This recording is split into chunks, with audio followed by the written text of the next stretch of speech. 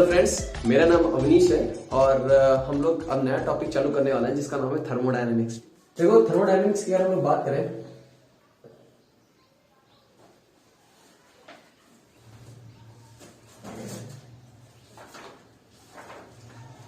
ठीक है, मैं इसमें ये सब नहीं बताने वाला कि ये थर्म का मतलब हीट, डायनेमिक्स, हीट की फ्लोटेशन किधर को हो रही है, इसी की स्टडी को थर्मोडायनेमिक्स कहते हैं। ये कहीं एग्जाम में क्वेश्चन ऐसे नहीं पूछता है, तो जैसा जैसा एग्जाम के पॉइंट ऑफ व्यू से हम लोग चलेंगे। ठीक है, तो थर्मोडायनेमिक्स समझने से पहले आप लोग को मैं कुछ चीजें बता देता हूं। जैसे पहला, जैसे अगर ये एक ब्लॉक है जिसका मास m है, अगर इस पे एक फोर्स लगता है F, ठीक है, तो ये ब्लॉक इधर को एक्सेलरेट करेगा भैया, और ये डिफाइन होता है F इक्वल टू m में से, F इक्वल टू m में से। इसको तुम इस तरीके भी लिख सकते हो कि फोर्स जो होता है वो dp बाई dt होता है, याद होगा न्यूटन का सेकंड लॉ है। ठीक है, और इसको और हम एक्सेलरेशन को अगर लिखना चाहें तो इसको dv बाई dx भी लिख सकते हैं, और एक्सेलरेशन को लिखना चाहें तो d2x बाई dt है, dv बाई dt लिख सकते हैं, और इसको लिख सकते हैं क्या, d2x by dt square.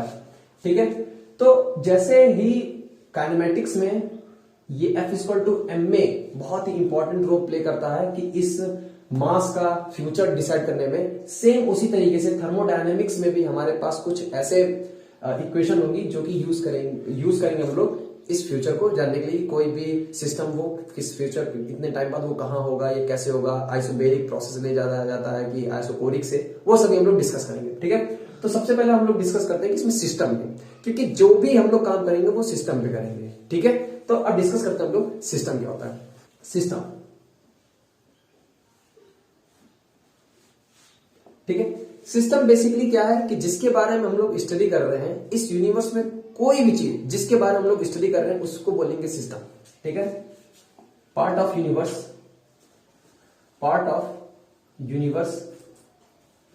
Undertaking observation, इसको क्या बोलेंगे, सिस्टम। कोई भी यूनिवर्स का पार्ट है, मान लो ये डस्टर है, तो इस डस्टर की स्टडी हम लोग करें तो डस्टर मेरा इससे सिस्टम है। अगर मान लो मैं इस मार्कर की बात करना चाह रहा हूं तो ये मेरा सिस्टम है, और बाकी सब जो भी आप देखते हैं। अब सेकंड आता है सराउंडिंग। ठीक है, सराउंडिंग का क्या करेंगे कि रेस्ट पार्ट ऑफ यूनिवर्स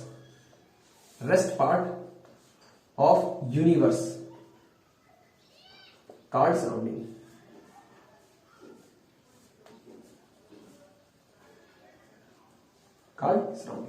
मतलब क्या हुआ कि अगर मैं इस डस्टर की बात कर रहा हूं तो डस्टर मेरा सिस्टम है, और बाकी जितने आसपास है, ये इस समय मार्कर भी मेरा सराउंडिंग है। लेकिन अगर मैं मार्कर की बात कर रहा हूं तो मेरी ये डस्टर सराउंडिंग हो जाएगा।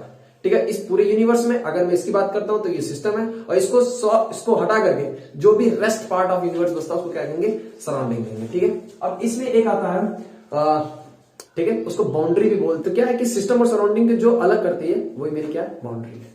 ठीक है, अब हम लोग डिस्कस करने चल रहे हैं कि थर्मोडायनेमिक्स में दो चीज बहुत इंपॉर्टेंट रोल प्ले करती है, जिसमें पहला है हीट और दूसरा है हमारा वर्क। ठीक है, इन दोनों चीज को हम लोग समझते हैं एक एक करके। जैसे हीट क्या होती है, बताओ। Heat, it is a flow of energy due to temperature difference. क्या ये flow of energy due to temperature difference.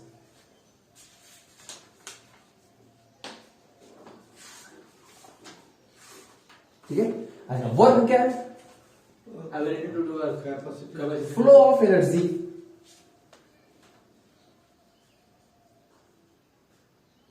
Due to unbalance force,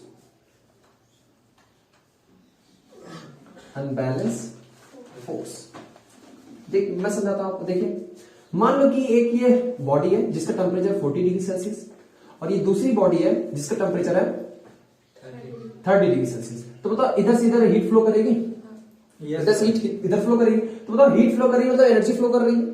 मैंने आपको बताया कंडक्शन, कन्वेक्शन और रेडिएशन। ठीक है, अच्छा इधर से इधर हीट को क्या हो गई, फ्लो हो गई, मतलब यहां से यहां एनर्जी ट्रांसफर हो गई। अगर मैं इसकी बात करूं कि ये ब्लॉक है जिसका मास m है, इस पे फोर्स m लगा, इसने डिस्टेंस x ट्रेवल की, ठीक है, तो बताओ वर्क डन कितना हुआ, F इंटू एक्स, ये तो हुआ। अच्छा, क्या बैलेंस फोर्स अनबैलेंस फोर्स आप लोग जानते हैं? देखो मैं समझाता हूँ। जैसे ये मान लो कि एक सिस्टम है, एक ब्लॉक है जिसका मास m है, इधर से लग रहा है 10 न्यूटन, ठीक है, लेकिन ये ब्लॉक मूव नहीं कर रहा, मूव नहीं कर रहा। क्यों नहीं कर रहा? क्योंकि इसमें फ्रिक्शन लग रहा है भैया 10 न्यूटन का। तो ये बताओ दोनों फोर्स बैलेंस है? तो कहेंगे बैलेंस फोर्स। तो बताओ बैलेंस फोर्स में वर्क डन कितना हुआ? 0, क्योंकि इसमें कोई भी मोशन नहीं हुआ। लेकिन अगर मैं बात करूं कि इसको 10 से करके मैं 14 कर दूं तो इधर मूव कर जाएगा। तो अनबैलेंस फोर्स कितना है? 4 न्यूटन। तो अब मान लो कि ये x दूरी ट्रेवल किया, तो बताओ वर्क डन कितना होगा? 4 इंटू एक्स। तो मेरे ख्याल से आप लोग को समझ में आया वर्क क्या है भैया, कि it is the flow of energy due to unbalanced force. लेकिन अगर मैं हीट की बात करूं, क्या? It is a flow of energy due to temperature difference. Clear है? हीट क्या है? टेम्परेचर डिफरेंस की वजह से जो एनर्जी फ्लो करता है, और वर्क क्या है? जो अनबैलेंस्ड फोर्स की वजह से फ्लो करता है। अब हम लोग आगे डिस्कस करते हैं। देखिए, अब हम लोग डिस्कस करने चल रहे हैं, आपसे मैं कुछ चीज पूछे चल रहा हूं, उससे आप लोग बताइए। देखो मैं कह रहा हूं ये एक बॉडी है, इसका टेम्परेचर T1 और इसका एक बॉडी, इसका टेम्परेचर है T2। मैं कह रहा हूं T1 does not equal to T2, तो बताओ हीट फ्लो होगी कि नहीं होगी? होगी। क्यों? क्यों सर जी? किसी का टेम्परेचर ज्यादा, किसी का कम। हाँ, तो मैं कह रहा हूं Q does not equal to 0। Q does not equal to 0 मतलब क्या है? हीट जो फ्लो करेगी वो 0 नहीं रहेगी, मतलब कुछ ना कुछ हीट फ्लो करेगी। क्लियर है? अच्छा ठीक है, मानो कि ये कंटेनर है, इस पे ये क्या लगा है? पिस्टन, ठीक है, बाहर का प्रेशर है पी एक्सटर्नल, ऐसे मानो पी इंटरनल। मैं कह रहा हूं अगर P external does not equal to P internal, तो बताओ क्या वर्क डन होगा कि नहीं होगा? होगा। क्यों? क्योंकि कोई ना कोई फोर्स ज्यादा है, तो बोलो मैं work done does not equal to 0। Clear है? ये आपके अंडरस्टैंडिंग बढ़ाएगी कि अच्छा इसमें हीट फ्लो करी, इसमें वर्क, ये समझो बात को, ठीक है। अब देखते हैं, अब हम लोग डिस्कस करने चल रहे हैं कि कितने टाइप के सिस्टम होते हैं, ठीक है। तो सबसे पहला होता है सिस्टम को हम लोग 3 पार्ट्स में डिवाइड करते हैं। सिस्टम को 3 पार्ट्स में डिवाइड करते हैं। पहला होता है ओपन सिस्टम, यस सर। दूसरा क्या होता है? क्लोज सिस्टम, और तीसरा क्या होता है? आइसोलेटेड।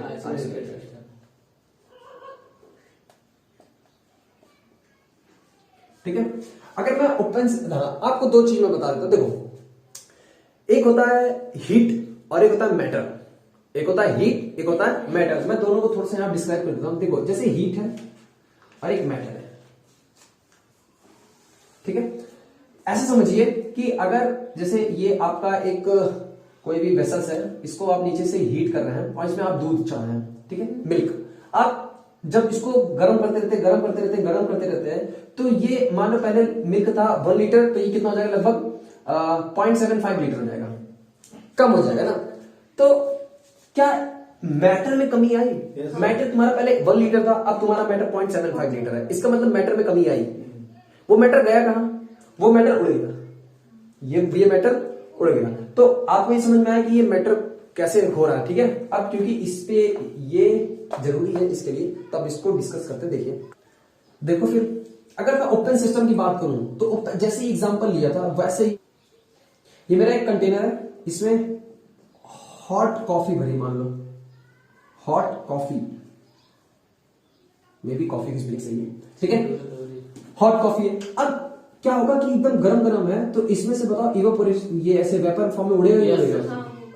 उड़ेगा। तो बताओ उड़ के जो जा रहा है, क्या वो वेपर ही है? तो वेपर एक्चुअली क्या है? वो क्या वो मैटर है? क्योंकि मैटर क्या होता है? Solid, liquid, gas.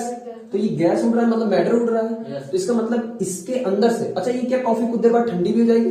तो मतलब कि यहां से हीट निकल रही भैया, क्योंकि कुछ देर बाद ठंडी हो गई, और ये गैस उड़ रहा है, इसका मतलब ये मैटर उड़ रहा है। तो इसमें मैटर और हीट दोनों ही क्या हो रहा है? ट्रांसफर हो रहा है। क्या हो रहा है? दोनों ट्रांसफर हो रहा है। तो मैटर प्लस हीट दोनों क्या हो रहा है? ट्रांसफर हो रहा है।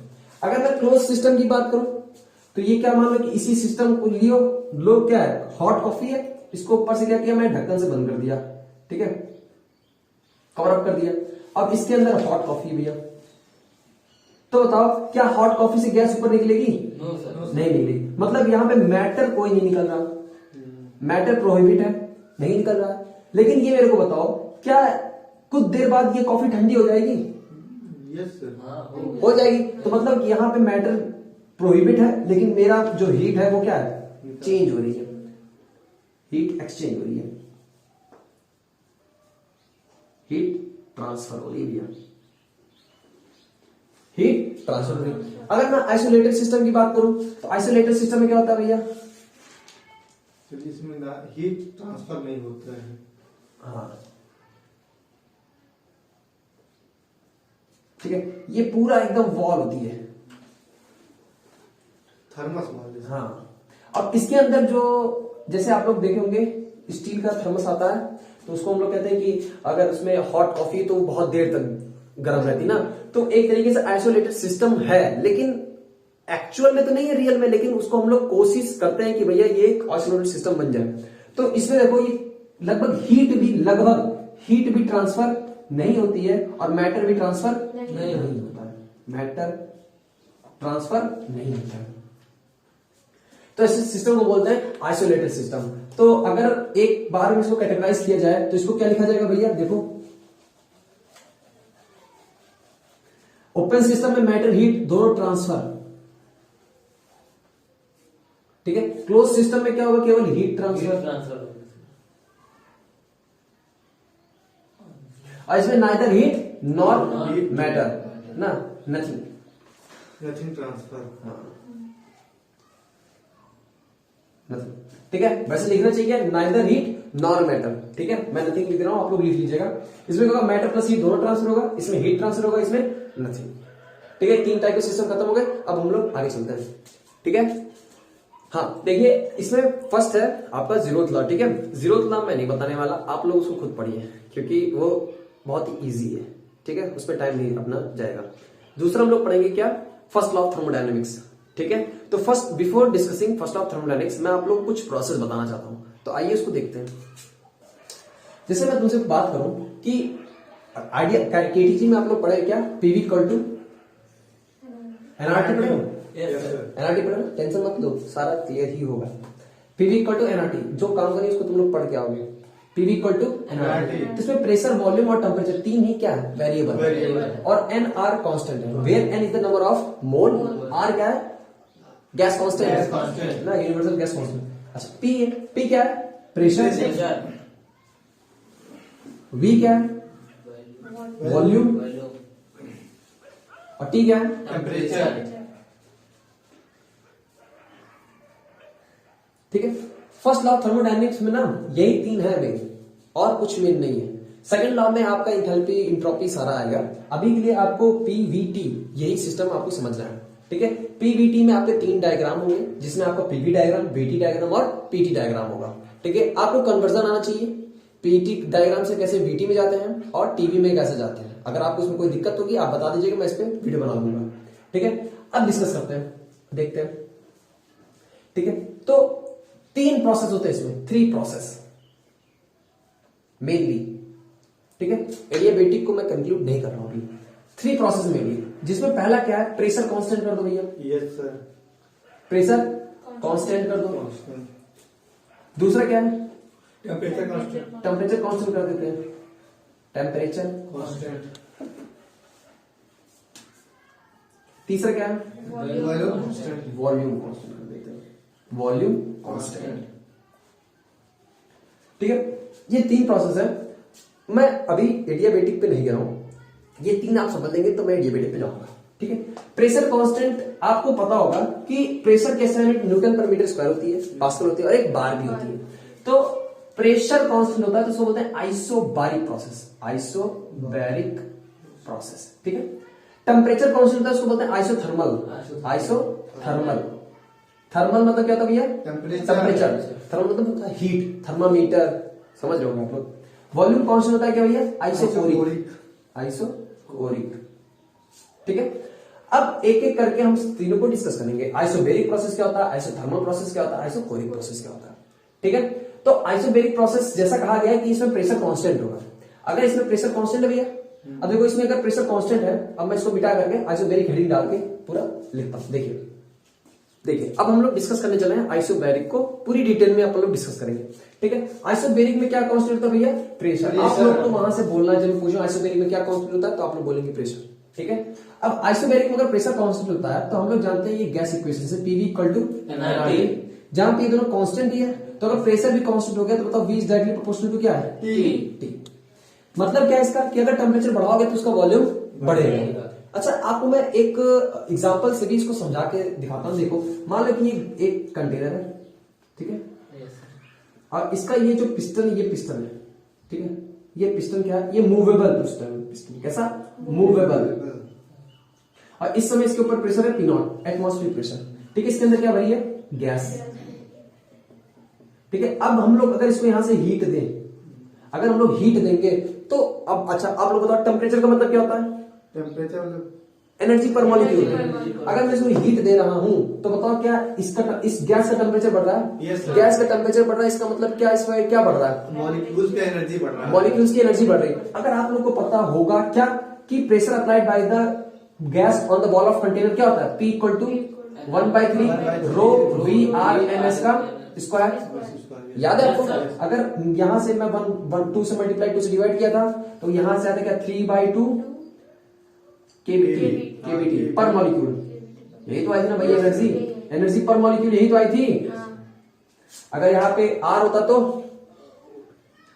मैं इसको लिख देता हूं, जैसे 3/2 RT होता और 3/2 nRT होता, तो बताओ दोनों सब में क्या डिफरेंस है? इसमें से जो ये पर पार्टिकल का है। Yes sir. पर पार्टिकल की एनर्जी है। यस। और ये नंबर ऑफ 1 मोल पार्टिकल की एनर्जी है। 1 मोल पार्टिकल हो गैस के तो कितना एनर्जी, कितना प्रेशर लगाएंगे, कितनी एनर्जी होगी? ये होगा n मोल पार्टिकल है तो भैया उस गैस की कितनी कितनी एनर्जी होगी? ठीक है, ये 1 पार्टिकल की है केवीटी, 1 मोल पार्टिकल की है RT, और n मोल पार्टिकल की एनर्जी कितनी होगी? 3/2 nRT। अब ये मेरे को बताओ कि जो एनर्जी है, एनर्जी क्या टेम्परेचर पर डिपेंड करती है? और किसी पे नहीं।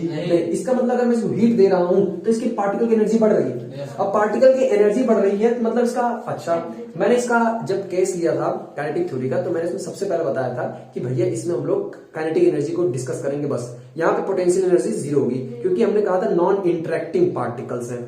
तो ये बताओ मेरे को, अगर ये एनर्जी बढ़ रही है इसका मतलब क्या काइनेटिक एनर्जी बढ़ रही है? काइनेटिक एनर्जी बढ़ रहा है इसका मतलब क्या VRMS बढ़ रहा है? क्योंकि मास ऑफ पार्टिकल तो यार कांस्टेंट ही रहेगा। VRMS बढ़ रहा है मतलब क्या ये बढ़ रहा है तो प्रेशर बढ़ रहा है। yes, अगर इंटरनल प्रेशर बढ़ रहा है तो बताओ क्या ये पिस्टन ऊपर भागेगा? yes, अगर ये पिस्टन ऊपर भागेगा तो ये पिस्टन मान लो यहाँ पहुंच गया तो बताओ क्या इतनी वॉल्यूम बढ़ गया? yes, तो मतलब कि volume is directly proportional to temperature. बोल क्लियर?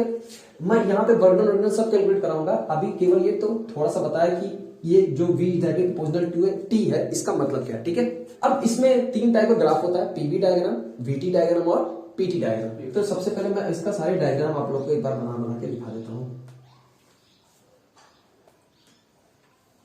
ठीक है, ये PV diagram, VT diagram,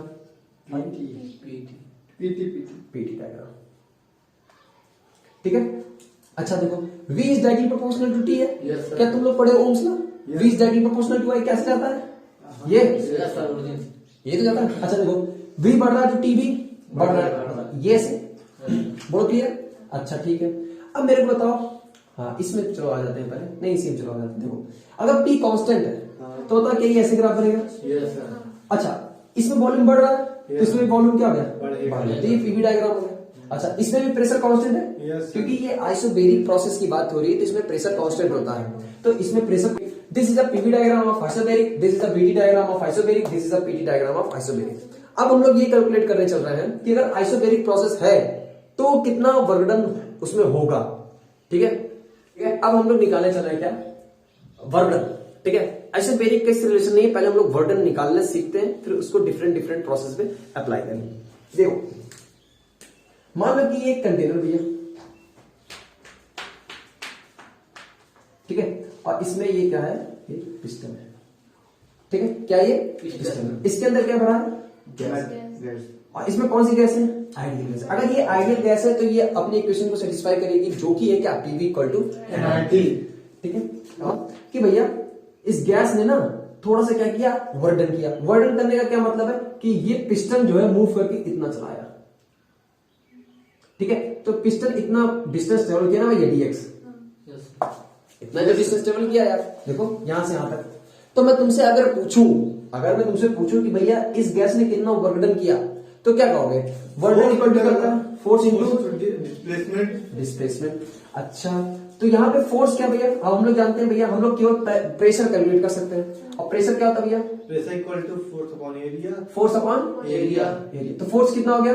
force equal to pressure into area. Pressure into area. तो प्रेशर यहाँ पे पी जान लो कितना, इसने कितना प्रेशर लगाया? पी प्रेशर लगाया। तो वर्क डन कितना हो जाएगा? एफ की जगह P into A. Yes sir. और into D. Yes sir. D कितना भैया? डीएक्स। तो वर्क डन कितना है? P into A dx. Yes sir. A dx क्या है? Area into distance.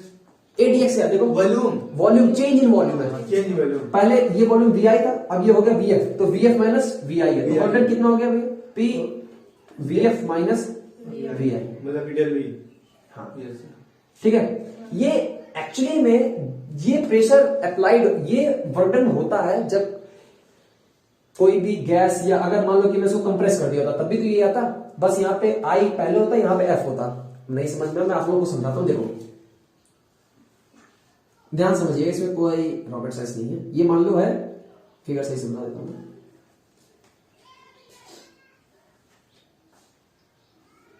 कंटेनर है, ये इसका क्या है? पिस्टन है, ठीक है। और ये गैस भरी है। मान लो तुम इधर से प्रेशर लगाए, पिस्टन यहां पहुंच गया। Yes sir. ठीक है, तो सेम यही आता। Yes sir. तो बताओ इसमें वीएफ बड़ा है, वीआई बड़ा है? इसमें वीएफ बड़ा है। वीएफ बड़ा है, तो बताओ ये क्वांटिटी पॉजिटिव आएगी कि नेगेटिव? पॉजिटिव। मतलब अच्छा, ये देखो समझना, इसमें दो होता है, work done on the system. Sir ji कैसे पता सर कि वीएफ बड़ा है सर? देखो ये पहले इतना था वीआई, अब इतना हो गया। हाँ। एक होता है work done by the system, एक होता है work done on the system. तो यहाँ पे आप लोग की जितनी कंफ्यूजन ना, work done by the system में पॉजिटिव रखेंगे कि नेगेटिव रखेंगे, वो सारी दूर होने वाली है। क्लियर है? देखो ये वीएफ बड़ा था। अच्छा, इसमें बाहर से वर्क डन किया गया कि गैस ने वर्क डन किया? मैं कह रहा हूं कि गैस ने वर्क डन किया, मतलब work done by the system ना जी। Yes sir. By the system, by the system. अगर बाय द सिस्टम है तो बताओ वीएफ बड़ा है वीआई से, तो बताओ ये क्वांटिटी पॉजिटिव की नेगेटिव? पॉजिटिव। अच्छा ठीक है, अगर मैं इस पिस्टन को नीचे ढकेल दिया, यस सर। इस पिस्टन को नीचे ढकेल दिया, तो बताओ प्रेशर पी एक्सटर्नल लिखोगे? Yes. अच्छा, चेंज इन वॉल्यूम क्या होगा? VF minus VI. यस। अच्छा, इसमें देखो पहले इतना था वीआई, अब इतना हो गया वीएफ। तो बताओ वीआई, इसमें कौन बड़ा है? वीआई बड़ा, मतलब ये क्वांटिटी नेगेटिव है। नेगेटिव। तो work done on the system क्या हो जाएगा? On the system negative. Negative हो जाएगा। ठीक है, तो आपको इसमें दिक्कत वाली बात ही नहीं आनी चाहिए कि work done by the system positive है कि नेगेटिव है। ठीक है, ये सिस्टम क्लियर हुआ? अच्छा ठीक है, अब देखो डिफरेंट प्रोसेस के लिए वर्क डन अलग अलग आएगा। डिफरेंट प्रोसेस के लिए वर्क डन अलग अलग आएगा। तो इसको तुम देखो, जो ये वर्क डन आया है ये इरिवर्सिबल प्रोसेस के लिए है। किसके लिए? इरिवर्सिबल प्रोसेस के लिए है। मैं रिवर्सिबल प्रोसेस के लिए भी निकलवाऊंगा। ये जो वर्क डन निकाला गया है ये केवल इरिवर्सिबल प्रोसेस में work done P into DV होगा। आइसोबेरिक में बाय डिफॉल्ट यही आता है। आइसोबेरिक में बाय डिफॉल्ट यही आता है, क्यों? क्योंकि इसमें प्रेशर कांस्टेंट है। प्रेशर कांस्टेंट है तो चेंज इन वॉल्यूम में क्या होगा? वर्क डन होगा। तो दिस इरिवर्सिबल प्रोसेस में वर्क डन जो होता है वही आइसोबेरिक में भी होता है। ठीक है, तो अगर मैं बात करूंगा आइसोबेरिक में वर्क डन कितना होता है? पीडीवी। बोलो क्लियर है? P into change in volume. अब चेंज इन वॉल्यूम पे डिपेंड करता है कि ऑन द सिस्टम है कि बाय द सिस्टम है। ठीक है, अब हम लोग इसको और आगे डिस्कस करते हैं। देखिए ठीक है, तो क्या अभी तक हम लोग कैलकुलेट किए कि वर्क डन जो होता है इरिवर्सिबल प्रोसेस में वही बाय डिफॉल्ट क्या होता है? आइसोबेरिक प्रोसेस में होता है। ठीक है, अब देखो ध्यान से, अगर मैं इसकी बात करूं वर्क डन, तो हम लोग का क्या आया? P VF minus VI. तो बताओ क्या ये एक तरीके से लिखा है P VF minus P VI? अच्छा, तुम लोगों को पता है कि पीवी इक्वल टू क्या होता है? एनआरटीएफ माइनस एनआरटीआई। बोलो हाँ या ना? अच्छा, अगर एनआर में कॉमन ले लूं तो क्या बचेगा? TF minus TI. तो ये क्या है? NR delta T. तो ये क्या है? Work done in isobaric process. Work done in isobaric process ये भी है और ये भी है। तो आप लोग को दोनों याद करना पड़ेगा भैया। ठीक है, अगर वॉल्यूम में चेंज से आपको निकालना है तो आप ये यूज करेंगे, अगर टेम्परेचर डिफरेंस से निकालना है तो आप ये यूज करेंगे। ठीक है, दिस इज हाँ, अब आगे हम लोग चलते हैं। ठीक है, आइसोबेरिक प्रोसेस आप लोग को समझ में आ गया होगा। अब मैं बात करने चल रहा हूं आइसोकोरिक प्रोसेस की। ठीक है, आइए देखते हैं आइसोकोरिक प्रोसेस। पहले आइसोकोरिक की बात कर लेता हूं। आइसोकोरिक प्रोसेस, आइसोकोरिक में क्या कांस्टेंट भैया? Volume constant. तो अगर मैं तुमसे पूछूं कि वर्क क्या होता है, वर्क इरिवर्सिबल प्रोसेस में क्या होता है? Work done irreversible PDV. PDV तो बताओ, अगर वॉल्यूम कांस्टेंट है तो डीवी कितना होगा? डीवी सर जी जीरो होगा। जीरो होगा। देखो मतलब कि वॉल्यूम, जैसे मान लो कि ये पहले वॉल्यूम 3 था, अभी भी 3 भी है, तो चेंज कितने होगा? 3v minus 3v, zero. तो बताओ वर्क डन आइसोकोरिक में कितना होगा? जीरो। तो लिख लो work done in isochoric process zero. Clear है? हम लोग डिस्कस करने चल रहे हैं आइसोथर्मल में। आइसोकोरिक में मैंने डायग्राम नहीं बनवाया है, ये आप लोग के लिए होमवर्क है। पीवी डायग्राम, वीटी डायग्राम और पीटी डायग्राम आप लोग बना लेंगे। ठीक है, आइसोकोरिक का बहुत इजी है। मैं आइसोथर्मल की बात करने चल रहा हूं। ठीक है, आइसोथर्मल में क्या कॉन्सेप्ट होता है भैया? टेम्परेचर। तो मैं इसका पीवी, वीटी और पीटी डायग्राम जल्दी से बना देता हूं, फिर हम लोग स्पिन निकालेंगे, हम लोग क्या वर्क डन निकालेंगे। चलो आप देखते हैं पीवी डायग्राम, वीटी डायग्राम और पीटी डायग्राम। देखो पीवी डायग्राम में अगर मैं बात करूं, पीवी इक्वल टू क्या होता है भैया? एनआरटी। अगर यहां पे देखो एन कांस्टेंट है, आर कांस्टेंट है, टी भी हमने कांस्टेंट रख दिया, तो बताओ P is double inversely proportional है। ठीक है, तो अगर इनवर्सली प्रोपोर्शनल है तो आप लोग को पता होगा इसका ग्राफ यूं आता है। ठीक है, अब देखो प्रेशर बढ़ रहा है तो वॉल्यूम घट रहा है। ठीक है, प्रेशर बढ़ रहा है तो वॉल्यूम घट रहा है, या तो इसको तुम ऐसे लगाओ, ऐसे भी लगा सकते हो, उसमें कोई दिक्कत वाली बात नहीं है। ठीक है, अब वीटी डायग्राम में आओ देखते हैं। इसमें टेम्परेचर कांस्टेंट है। क्या कांस्टेंट भैया? टेम्परेचर कांस्टेंट है। तो देखो टेम्परेचर कांस्टेंट है, ऐसे लाइन बनेगी। लेकिन अगर मैं इसको इस डायरेक्ट को बनाया हूं, इसमें देखो प्रेशर बढ़ रहा है तो वॉल्यूम घट रहा, तो वॉल्यूम घटेगा। अगर मैं इसको ऐसे बनाया होता तो इसमें वॉल्यूम बढ़ेगा। अगर पीटी डायग्राम हम लोग बनाना चाहें तो मेरे को ये बताओ पीटी में रिलेशन, ऐसे देख लो पीटी, पीटी डायग्राम बताओ कैसे निकलेगा? P directly proportional to T. Temperature constant, ये देखो यस सर। प्रेशर बढ़ रहा है, Yes, तो sir. प्रेशर बढ़ गया। This is the PV diagram of isothermal, this is the PV diagram of VT और this is the PT diagram of isothermal. ठीक है, अब हम लोग कैलकुलेट करने चल रहे हैं कि भैया इसमें वर्क डन कितना होगा। अगर कोई भी प्रोसेस आइसोथर्मली हो रहा है तो उसमें वर्क डन कितना होगा। ठीक है, मैं आप लोगों को एक चीज बता देता हूं, आइसोबेरिक में प्रेशर कांस्टेंट था, इस वजह से इसमें पीडीवी था, प्रेशर कांस्टेंट था। आइसोकोरिक में प्रेशर कांस्टेंट है जरूरी नहीं है, तो प्रेशर वेरिएबल भी हो सकता है, लेकिन वॉल्यूम कांस्टेंट था, इस वजह से उसमें वर्क डन जीरो हुआ। लेकिन अगर आइसोथर्मल में बात करूं तो इसमें प्रेशर कांस्टेंट नहीं है, प्रेशर में वेरी कर सकता है और वॉल्यूम तो वेरी करेगा ही, टेम्परेचर कांस्टेंट है। अब हम लोग निकालने चल रहे हैं work done in isothermal process. अब हम लोग निकालने चल रहे हैं क्या? Work done in isothermal process. तो आप लोग को पता होगा वर्क डन इक्वल टू क्या होता है भैया? Force into PDV. अब इसमें स्मॉल वॉल्यूम में चेंज है, यस सर। तो स्मॉल वर्क डन आ गया भैया। यस ठीक है, लेकिन यहाँ पे प्रेशर भी क्या है? वेरी कर रहा है, तो अब टोटल के लिए हम लोग इंटीग्रेट कर देंगे। ठीक है, अब हम लोग को प्रेशर देखते हैं। हम लोग पहली बात तो आइडियल गैस है, तो क्या ये आइडियल गैस को फॉलो करेगी? PV equal to NRT. तो बताओ मेरे को पी इक्वल टू क्या हो गया? NRT upon V. NRT upon V. Sir कैसे मेरे को पता चलेगा इसमें पी को वी के टर्म में चेंज करना है? मगा देखो, अच्छा इसको इंटीग्रेशन करें भैया, इसमें वेरिएबल कौन है? वी। तो यहाँ पे प्रेशर का होगा इंटीग्रेशन? No sir. तो हम लोग प्रेशर को वॉल्यूम के टर्म में चेंज कर देंगे। तो अब ये क्या हो जाएगा भैया बोलो? Integration of DW yes sir is equal to integration NRT by V into DV. अच्छा ठीक है, एनआरटी क्या है? कांस्टेंट। एन तो कांस्टेंट है मेरे को पता है, आर भी कांस्टेंट मेरे को पता है, लेकिन टी भी कांस्टेंट है। हाँ आइसोथर्मल है यार। यस सर, तो डीडब्ल्यू का इंटीग्रेशन हो गया, मान लो ये W1 से हो जाएगा सर जी। डब्ल्यू में मान ले रहा हूँ, अभी कोई दिक्कत वाली बात नहीं है। एन आर टी बाहर हो गया। अच्छा 1/v का इंटीग्रेशन क्या था भैया? LNV। तो वर्क डन इक्वल टू क्या हो जाएगा? देखो अब देखो, पहले वॉल्यूम कितना था? V1। अब वो V1 से कहां चला गया? V2। ठीक है, तो कितना आएगा? NRT LN V और लिमिट V1 से V2। तो वर्क डन कितना है भैया? NRT LN V2 minus LN V1 yes sir, ये तो आया। Yes sir. एलन कौन? हाँ, अब आप लोग को पता होगा कि लॉग, ये एलन क्या है? लॉग। नेचुरल लॉग है। जो LOG होता है वो एट द बेस 10 होता है, ये नेचुरल लॉग है। ठीक है, अब देखो लॉग की प्रॉपर्टी क्या होती है?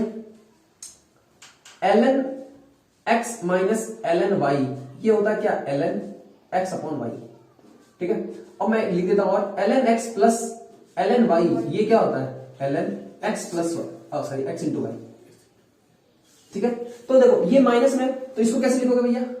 ln RT ln V2 upon V1। This is the work done in isothermal process. तो इसमें वर्क डन क्या निकल गया है भैया? nRT ln V2 upon V1। Clear? कोई दिक्कत नहीं। अब देखो इसको मैं मान लो कि तुम्हारे वर्क डन निकालना आइसोथर्मल प्रोसेस में, लेकिन वॉल्यूम के रिस्पेक्ट में क्वेश्चन नहीं दिया, तो इसको हम लोग चेंज कर सकते हैं। कैसे? आइए देखते हैं। देखो आइसोथर्मल प्रोसेस भैया, आइसोथर्मल प्रोसेस में क्या होता है भैया? टेम्परेचर कांस्टेंट, मतलब V is inversely proportional to V। Yes, sir. मतलब P1 V1, या ऐसे समझ लो PV इक्वल टू कांस्टेंट भैया, यस सर, तो मतलब P1 V1 equal to P2 V2 भैया। Yes sir. तो यहां से मेरे को बताओ V2 अपॉन V1 क्या हो जाएगा? V2 upon V1 equal to P1 P1 upon P2। P2, yes, तो बताओ क्या इसको और तरीके से लिख सकते हैं? W equal to nRT ln P1 upon P2। अब आपके क्वेश्चन में चेंज इन वॉल्यूम दिया हो, जैसे क्वेश्चन क्या बनेगा आपको मैं समझाता हूं कि एक जैसे मैं आपको समझाता हूं, देखो एक पॉइंट ये रहा जिसका है P1 और T1 से ये B पॉइंट में चला गया P2 T1, तो कितना बर्डन हुआ? ये हुआ। अब मान लो कि यहीं पे दिया होता है कि A पॉइंट जो है वो है V1 T1 और B पॉइंट क्या है? V2 T1। T1 क्यों है? क्योंकि आइसोथर्मल प्रोसेस है, टेम्परेचर कांस्टेंट रहेगा, तो यहां पे इस केस में वर्क डन कितना हो? ठीक है, तो this is a work done in isothermal process. याद होना चाहिए work done equal to nRT ln V2 by V1, nRT ln और nRT ln P1 upon P2। ठीक है, ये आइसोथर्मल में क्या है? वर्क डन है। ठीक है, अब आज के लेक्चर में हम लोगों ने क्या क्या पढ़ा, मैं इसको समराइज कर देता हूं। हमने पढ़ा सबसे पहले सारे प्रोसेस, थर्मोडायनामिक्स की स्टार्ट की, उसमें सिस्टम पढ़ा, सराउंडिंग पढ़ा। ठीक है, उसके बाद हमने पढ़ा उसमें कि process, close system, open system, isolated system. ठीक है, उसके बाद हमने डिफरेंट टाइप के प्रोसेस पढ़े, जिसमें आइसोबेरिक पढ़ा, आइसोकोरिक पढ़ा, आइसोथर्मल पढ़ा। फिर हमने आइसोबेरिक में PV VT PT diagram draw किया। कोरिक के लिए आप लोगों को होमवर्क दिया, और जो बचा आइसोथर्मल का, उसका मैंने डायग्राम ड्रा किया, PV VT और TV डायग्राम।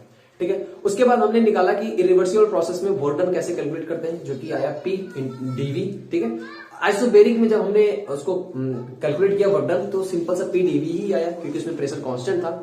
अगर हम लोग आइसोकोरिक की बात करें तो वर्क डन जो हम लोग निकालते हैं वो होता है क्या? P dV। ठीक है, जब आइसोकोरिक में वॉल्यूम कांस्टेंट होता है, इस वजह से उसमें टोटल वर्क डन 0 आता है। ठीक है, अब हम लोग और बात किया हमने आइसोथर्मल में। आइसोथर्मल में क्या बात किया कि इसका भी हमने PV VT TV कर्व बनाया है, और इसमें हमने बात किया कि बर्डन कैसे कैलकुलेट करते हैं। तो इसमें प्रेशर भी कांस्टेंट था, और चेंज इन जो वेरिएबल था वो वॉल्यूम था। तो पहले हमने PV equal to nRT equation से P को V के टर्म में कन्वर्ट किया, उसके बाद हमने इंटीग्रेट कर दिया। इंटीग्रेट में 11th क्लास के लड़कों को क्या दिक्कत आएगी कि उनको 1/V का इंटीग्रेशन नहीं आएगा, जो कि होता है ln V। आप लोग गलती से भी लॉग ना लिखिएगा। ठीक है, फिर उसमें हम लोग का जो वर्क डन आया वो आया nRT ln V2 by V1। अगर हम लोग PV equal to nRT equation से T को कांस्टेंट रखते हैं, तो वहां से आता है P1 V1 equal to P2 V2। तो वहां से हम लोग कैलकुलेट किए V2 अपॉन V1 क्या आया? P1 upon P2। अब इसी को मद्देनजर रखते हुए हमने अपना सेकंड इक्वेशन पाया work done in isothermal process में, nRT ln P1 by P2। यहां पे हम लोग अपने वीडियो का करते हैं समापन। Thanks for watching this video.